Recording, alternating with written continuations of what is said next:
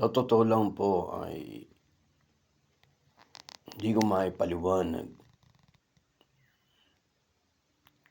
kung anong larawan ang pagkabag ang nadadama ko sa mga lingkod ng Diyos. Biyaya ng Diyos habang binubulay ko ang 5 iglesia, lalo na doon sa bahagi na sinasabi ng Panginoon, sa tingin mo sa iyong sarili ika'y nakakakita pa. Maayos pa ang iyong kalagayan, nakaririnig ka pa. Pero ang katotohanan, kaawa-awa ka na. Hindi ka na nakakakita.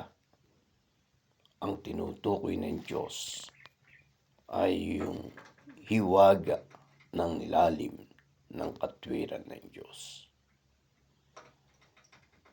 Kaya awang-awa po ko. Tuwing lulud ako, hindi na ako halos makapagsalita sa Panginoon. Umiiyak na lang ako sa Diyos. Hindi dahil sa mga nararanasan ko, kundi doon sa hindi karaniwang pandaraya ng kaaway para muling mabilang ang mga lingkod ng Diyos. They have eyes but they cannot see. They have ears but they cannot hear.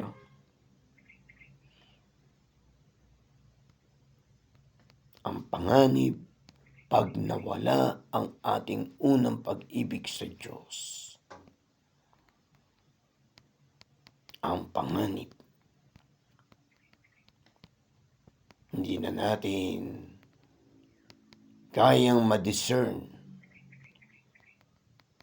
Hindi na natin kayang ma-discern ang bagsik ng counterfeit ng kaaway.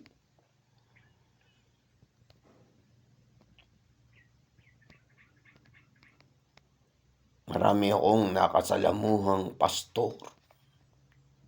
Sa panlabas ay waring nasa marangyang buhay.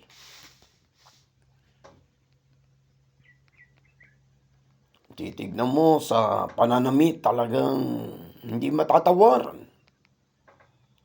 Sa mga bagay-bagay, hindi lang motor, may sasakyan pa.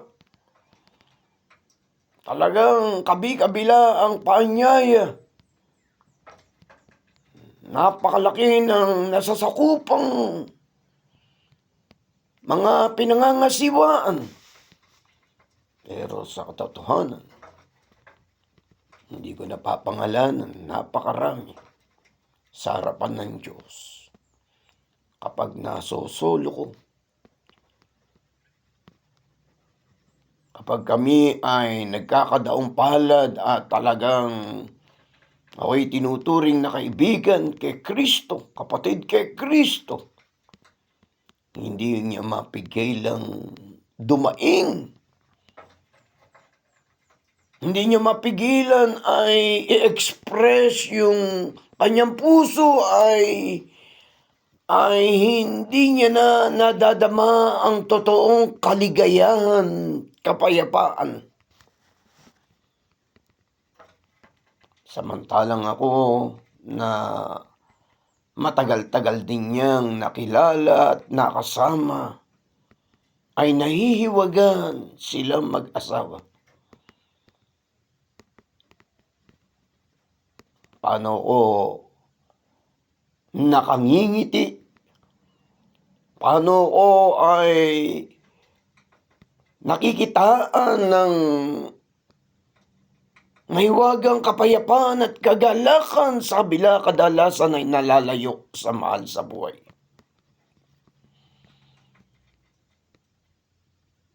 Sa katotohanan, ang prosperity, kasaganaan, given yan. Sabi ko nga, basahin natin, bulay-bulayin natin, may paggalang ang Deuteronomio 28. Pag sumunod tayo sa Diyos, binantayan natin, hindi tayo liliko sa kaliwa o kanan. Susunod ang kasaganaan. Hindi nga lang natin pwedeng ipantay sa pamantayan ng mundo o pamantayan ng kaisipan ng tao. Pero pag tayo sumuway, mas maraming poot, galit, sumpa ang Diyos para tayo katukin, gisingin. Marinig natin ang panawagan ng Diyos. Return our first love to God. Return our first love to God. Pastors,